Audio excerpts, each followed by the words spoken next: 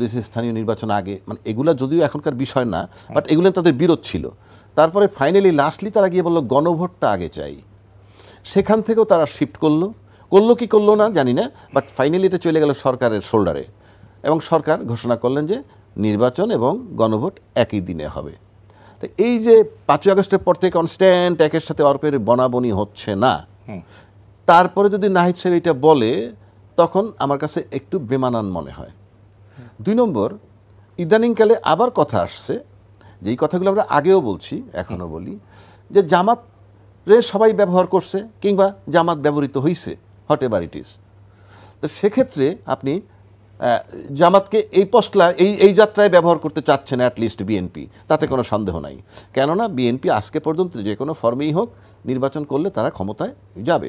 BNP এবং জামাত, NCP তো আছেই। আপনি তো এখন তাহলে এনসিপির সাথে কারো মিশবে না, অ্যাটলিস্ট এনসিপির সাথে বিএনপির সুসম্পর্ক হবে। দল আরও আছে, মানে রাজ্জাকি ভাই আরও অনেক দল আছে, আরও দল আছে। আপনি ভাই এইটা বললেন, আমি যদি রাজ্জাকি এখন একটা পার্টি করি এই মুহূর্তে, আপনি আরও দলগুলোর কথা যেটা বলছেন, নাম আসলো বিএনপি, জামাত আর এনসিপি, আর আওয়ামী লীগ তো আপাতত নিষিদ্ধ, জাতীয় পার্টি নিয়ে বিতর্ক আছে।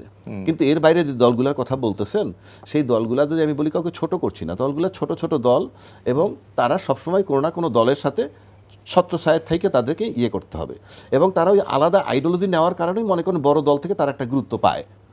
এবং সেটা যদি বড় দলের সাথে মার্চ করে ফেলে তারা কোনো কারণে, মনে করেন ছোট দল, সে যদি বিএনপির সাথে মার্চ করে যে ঠিক আছে আমরা বিএনপিতে মার্চ করে ফেললাম, তাহলে বিএনপি হয়ে গেল।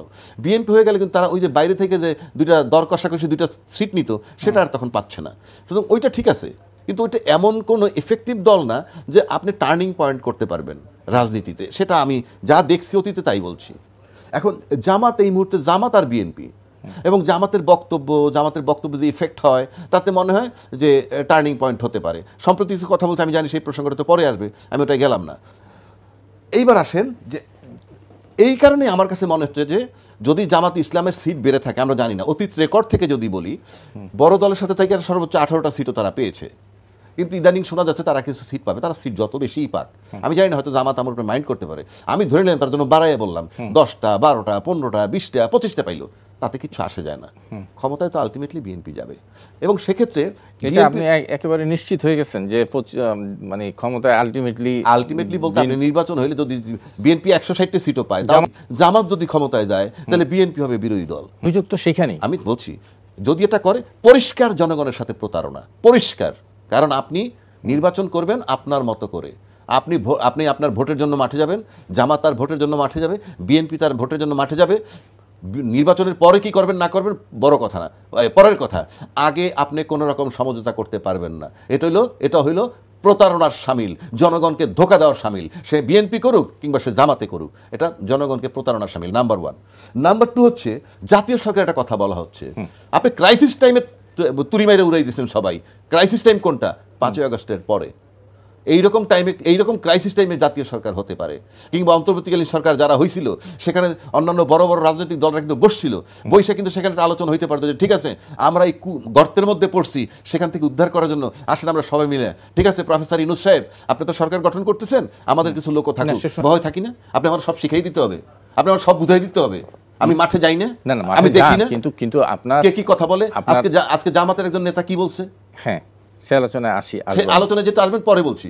আমরা তো প্রশাসনটা দেখতেছি, প্রশাসন কি করতেছে, সেটা সেই তারা ভাবতেছে যে জিতুক, সে ভাবতেছে যে উল্টা দিকে থাকবে, হ্যাঁ পরিস্থিতি গ্রহণযোগ্য, নিয়ন্ত্রণ করা কঠিন হবে। তাই আগাম বার্তা দিচ্ছে আমরা নির্বাচনে জয়লাভ করার পরেও হলেও আমরা করি জাতীয় সরকার গঠন, অর্থাৎ তোমাদেরকে ক্ষমতার স্বাদ দিব। তাহলে বিরোধী দল কি হবে?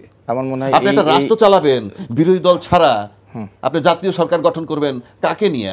ইলেক্টেড বডির থেকে। তো ইলেক্টেড বডিতে যে 2টা দল যাবে, তারা যদি দুইজনে মিলে সরকার গঠন করেন, opposition, just you are planning to cheat the people of the country again. এই ঘটনা তো ঘটেছে আমাদের রাজনীতিতে, আমাদের অবস্থানে হচ্ছে। না আমি এটা বলছি না, আমি বলছি যে অর্থ পাচার সবকিছু মিলে বাংলাদেশটাকে একবার ফোকলা করে গেছে, তাই না?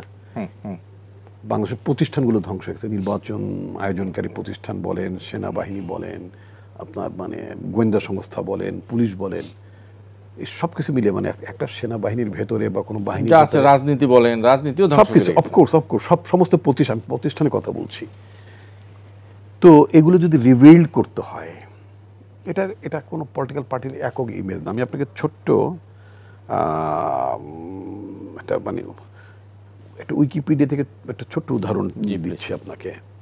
A national unity government is a broad coalition of political parties, typically formed during a national crisis like a war, natural disaster, or economic turmoil to promote stability and inclusive decision making. তো একই কথা হলো তাহলে তো রাজ্জাকি ভাই যেটা বলছে তার এটা ওয়ার্ল্ড ওয়াইড, এটা রাজ্জাকি সাহেবের কথা না, উনি যেটা না বলতেছে রাজ্জাকি ভাই যে আভাস দিলেন ওনার আভাস সাথে এটা অন্য, উনি অন্য পার্সপেক্টিভে কথা বলার চেষ্টা করেছেন। বাংলাদেশ নিঃসন্দেহে একটা কঠিন সময়ের মধ্যে দিয়ে এগুচ্ছে, একটা ডেমোক্রেটিক ট্রানজিশনের দিকে যাচ্ছে। ইতিমধ্যে ভূমিকম্প হলো, আফটার শকও দেখলাম, এরপর আরও নাকি 20-25টা নাকি এরকম ভূমিকম্পের সম্ভাবনা আছে, এবং একটা হটবেড অফ কি বলে প্লেটের মধ্যে আছি, উপরে বসে রয়েছে একদম। তো সেটা রাজনীতি বলেন সব কিছুর মধ্যে। তো নির্বাচনটা হয়ে গেলেই যে ডেমোক্রেটিক ট্রানজিশন কমপ্লিট হয়ে গেল, নট দ্যাট। আপনার প্রতিষ্ঠানগুলোকে রিবিল্ড করতে হবে, মানুষের আস্থা ফিরিয়ে আনতে। যেমন পুলিশের প্রতি মানুষের আস্থা নাই, ড্রেস বদলালেই মানুষের আস্থা আসবে না নাকি? তো আপনার এই পুলিশ তো আমাদের লাগবে, এই পুলিশের ইমেজ রেস্টোর করা, তার উপর কনফিডেন্স গ্রো করানো, তাকে জনবান্ধব পুলিশে পরিণত করা, আমাদের রাষ্ট্রীয় গোয়েন্দা সংস্থাগুলোর সক্ষমতা বাড়ানো, দলীয় অ্যাপারেটাস হিসেবে ব্যবহার না করা, আদার যে ইনস্টিটিউশনস লাইক আপনার মানে জুডিশিয়ারি, সেগুলোকে মানে একটা ভদ্র দেশে, সভ্য দেশে, একটা গণতান্ত্রিক রাষ্ট্র ব্যবস্থায় যেভাবে পরিচালিত হয়, এটা তো গণতন্ত্রের থেকে তো একটা লাইনচ্যুত হয়ে গেছিল এই দেশটা। ওটাকে লাইনের মধ্যে আনতে হলে আপনাকে প্রতিষ্ঠানগুলোকে বিনির্মাণ করতে হবে। এই বিনির্মাণ করার টাস্ক শুধুমাত্র যেই দলটি নির্বাচনে জিতবে তার না, সবাই মিলেই যদি দেশটা যদি আমাদের সবার হয়, সবার আগে যদি বাংলাদেশের কনসেপ্টটা যদি আমি ধারণ করি, তাহলে ফর দ্য টাইম বিইং, আমি তো মনে করি আমাদের। কিন্তু রাজ্জাকি ভাই যেটা বললেন যে তাহলে কি এই সরকারি মানে বিরোধী দল বলে কোনো কিছু থাকবে না? আসছি বিরোধী দল থাকবে না কেন? আপনি জাতীয় সরকার করবেন ন্যাশনাল ইস্যুজে। আপনি যদি দেখেন, আমি যদি এইভাবে বলি, ব্রিটেনে প্রধান রাজনৈতিক দলগুলো মিলেও কোয়ালিশন গভর্নমেন্ট ফর্ম করে না যে তা না। আপনার মেজরিটি কনসলিডেট করার পরও করেন, মানে আপনার যখন ন্যাশনাল ইউনিটি গভর্নমেন্ট ফোর্স করার ব্যাপার থাকে, এই কারণে করা হয় যে মানুষের মধ্যে একটা আস্থা ফেরানোর জন্য, প্রশাসনের মধ্যে আস্থা ফেরানোর জন্য, যেন সবাই মিলে সব রাজনৈতিক দল মিলেই দেশটাকে টেক কেয়ার করছে। এটা কিন্তু বিশাল একটা মেসেজ দেওয়া। কিন্তু আপনি যার জায়গাতে, মনে করেন you are the prime minister, আমি আপনার গভর্নমেন্টে ধরেন অন্য দল থেকে আমি মন্ত্রী, আপনি আপনার ভুল সিদ্ধান্ত, ভুল কিছু যে আমি সমালোচনা করতে পারবো, নট দ্যাট, আমি করতে পারি। আপনি যদি ইসরায়েলের কথা, যেই দেশটাকে আমরা সবচেয়ে বেশি আমরা অপছন্দ করি, তারাও কিন্তু আপনার সেখানে all small parties led by Netanyahu, তারা কিন্তু সেখানে ন্যাশনাল ইউনিটি গভর্নমেন্ট মানে করে আছে। কারণ তারা বলছে যে তারা তাদের দৃষ্টিতে, তাদের ভাষায় যে মানে ইসরায়েল সংকটের মধ্যে আছে, থ্রেটের মধ্যে আছে। বাংলাদেশ থ্রেটের মধ্যে নাই, রিজিওনালি ইন্টারন্যাশনালি থ্রেটের মধ্যে নাই, আছে তো, নিশ্চয়ই থাকবে না কেন? আমাদের নেতারা যে সমস্ত বক্তব্য, বিবৃতি, ইঙ্গিত দেন, সতর্ক করেন, তাদের কথাকে তো আমাদের প্রণিধান করারও ব্যাপার আছে। তাতে করে আমরা মনে করি যে বাংলাদেশ রাষ্ট্রের আগামীতেও, এবং শেখ হাসিনার কথা আপনি যদি ধরেন, শেখ হাসিনার সাজা হয়ে গেছে, তাকে ফেরত আনার প্রশ্ন থাকবে। শেখ হাসিনাকে ভারত ফেরত দেবে বা দেবে না, নেগোশিয়েট করতে হবে। ভারতকে তো একটা মেসেজ দিতে হবে যে তুমি কি বাংলাদেশের জনগণের বিপক্ষে অবস্থান নেবে, না বাংলাদেশের জনগণ যা চায় তুমি জনগণের পক্ষ থেকে দুদেশের বন্ধু প্রতিম সম্পর্ককে এগিয়ে নেবে? তুমি কি শুধুই মাত্র একটি পতিত স্বৈরাচার কি তুমি বন্ধু ভাববে, না বাংলাদেশকে তুমি প্রতিবেশী হিসেবে তার সাথে তোমার বন্ধুত্বের প্রয়োজন? এইটা যখন এই বিষয় যদি আপনি যদি মনে করেন ভারতের যদি দৃষ্টিভঙ্গি ইতিবাচক হয়, খুব ভালো। যদি ভারতের দৃষ্টিভঙ্গি যদি নেতিবাচক হয়, তাহলে তো এখানে আপনাকে ন্যাশনাল ইউনিটির মধ্য দিয়েই সরকারের যান আর না যান, কথার কথা, সরকারের যান বা না যান, একটা কিছু বিষয় তো আপনার একটা ন্যাশনাল ইউনিটি থাকতে হবে। সেটা আমি আমার ওপেন কল, আমার প্রকাশ্য আহ্বান যে ওয়েল উই ক্যান ফর্ম এর মানে ন্যাশনাল গভর্নমেন্ট অফ ইউনিটি, আমরা একটা ঐক্য সরকার করতে পারি। উই ক্যান ফোর্স এন মানে গভর্নমেন্ট অফ ন্যাশনাল ইউনিটি বলতে পারি। আপনি বললেন যে না ঠিক আছে, গভর্নমেন্টে যাওয়া দরকার না, but for national interest, national crisis মোকাবেলা করার জন্য আমরা নিঃসন্দেহে ঐক্যবদ্ধ থাকবো। নিশ্চয়ই আমাদের যে আমরা- 5ই জি। আগস্টের যে অভ্যুত্থানটা হয়ে গেল, 5ই আগস্টের গত বছরে যে অভ্যুত্থানটা হলো, তার কিছু আকাঙ্ক্ষা ছিল না? তার তো কিছু স্বপ্ন ছিল। সে আকাঙ্ক্ষা তো রাজনৈতিক দলগুলোই তো খুব বেশি ধারণ করেছে বলে প্রতীয়মান। আমি আপনার সাথে একমত, আমি আপনার সাথে ভেরি মাচ একমত যে 5ই আগস্টের যে স্পিরিট, আন্দোলনের যে আকাঙ্ক্ষা, জনমানুষের যে আকাঙ্ক্ষা, সেই আকাঙ্ক্ষা আমরা যে সবাই ক্যারি করতে পারছি সঠিকভাবে, সেটা আমি বিশ্বাস করি না।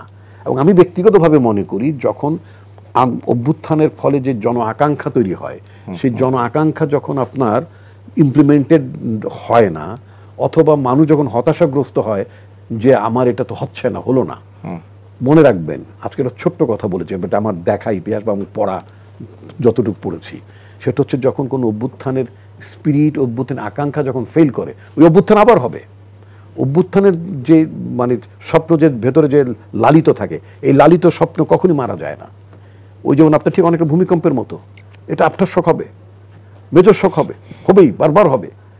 বারবার মানুষ ছুটে আসবে তার অধিকার প্রতিষ্ঠা করার জন্য। মানুষ তো জমিদারতন্ত্রে ফেরত যেতে চায় না, মানুষ প্রজাতন্ত্র কায়েম করতে চায়। আপনি মানুষকে বলবেন আমার দাদাও অমুক জমিদার ছিল, খান বাহাদুর ছিল, আপনার সব প্রজা ছিলেন, সেই প্রজাতন্ত্র তো জনগণ চায় না। জনগণের রাজনৈতিক দলগুলোর সবার আগে বুঝতে হবে, রাজনৈতিক দলগুলোকে সবার আগে বুঝতে হবে। আমি তো জনগণ তার জনগণের রাজ প্রতিষ্ঠা করতে চাই, হ্যাঁ। That is democracy. এবং এই আকাঙ্ক্ষা যতক্ষণ পর্যন্ত পুরা পূরণ না হবে, ততবার অভ্যুত্থান হওয়ার, ওই ভূমিকম্পের মতো ততবার অভ্যুত্থান হওয়ার সম্ভাবনা, আশঙ্কা বলবো না, আমি যেহেতু মানে আন্দোলনের লোক, আমি বলবো সম্ভাবনা জাগ্রত থাকবে সব সময়। আর এটা কোনো সংকটের বিষয় না, এটা মানে অর্থাৎ মানে বিএনপি এককভাবে ক্ষমতা গেল, বিএনপি সরকারের সংকট না, সংকটটা তো জাতীয় সংকট। আমাকে তো ফেল করাতে চাবে, আমার অভ্যুত্থানটা ফেল করাতে চাবে, যে তোমরা যে অভ্যুত্থান করেছো ওই দুরাচারী, ওই স্বৈরাচার বলতে চাবে, শি ওয়াজ রাইট, আমাকে ফেল করাতে চাইবে। তো সুতরাং যারা সবাই মিলে আমরা যারা অভ্যুত্থানটা করেছি, সকল অভ্যুত্থানের শক্তিদের একটা জায়গায় থাকতে হবে, সদা অতন্দ্র প্রহরীর মতোই থাকতে হবে গণতন্ত্রকে টিকে রাখার জন্য। কিন্তু সেটা তো আপনাদের রাজনৈতিক দলগুলো তো সেটা মনে হচ্ছে না। তারা মানে বিএনপি বলেন, জামাত বলেন, এক ধরনের ইনায়া বিনায়া সেই আওয়ামী লীগের ভোটের মধ্যে যাওয়ার এক ধরনের মানে প্রচেষ্টা নানাভাবে আমরা দেখতে পাচ্ছি। আওয়ামী লীগের ভোটার মানে আওয়ামী লীগের ভোটার যারা আছে তাদেরকে কাছে টানার জন্য এক ধরনের চেষ্টা তো আছে। আমি বলতে চাই, আমি একটু এই পয়েন্টে বলি, that is I must say that is a wrong attempt, মানে রং, মানে আপনার ডিসিশন, একেবারে রং কনসেপশন। আমি তো উদাহরণ আপনার আগের পর্বে উদাহরণ টেনেছিলাম যে নাজি পার্টিকে বর্জন করার মধ্য দিয়েই জার্মানে গণতন্ত্র কনসলিডেটেড হয়েছে, এবং নাজিদেরকে বাদ দিয়ে, নাজি পার্টিকে বাদ দিয়ে কোনো নির্বাচন ওই যে ইউরোপের ওই দেশটা বড় দেশটা হলো, তাতে করে ওখানকার গণতন্ত্র আমরা বলি, রাজনৈতিক দলগুলোর নেতারা এটা বলেন, কিন্তু মাঠে গিয়ে আবার বলেন যে সব মামলা প্রত্যাহার হবে, এইটা না ওইটা না, নানামুখী কথা বলেন। আমাদের মহাসচিবের বক্তব্যের একটা মিস ইন্টারপ্রিটেশন আছে, এটা নয়, এটা জনগণ এটা ভাবে না। আমি যদি অ্যান্টি পিপুল কথা, তো জনগণ যা ধারণ করে না এমন কথা যদি আমি বলি, আই এম শিওর পিপুল এটা অ্যাকসেপ্ট করবে না, করে না। এখান থেকে আমাদেরও শিক্ষা নেওয়া দরকার আছে। নিশ্চয়ই আছে। আমরা রাজনৈতিক দলগুলোর নেতারা এটা আমরা একটু কম বুঝি অনেক পরে। অ্যাডভোকেট আবু হেনা রাজ্জাকি, এখানে মানে প্রশাসনের আস্থা ফেরানোর কথা বলা হয়েছে।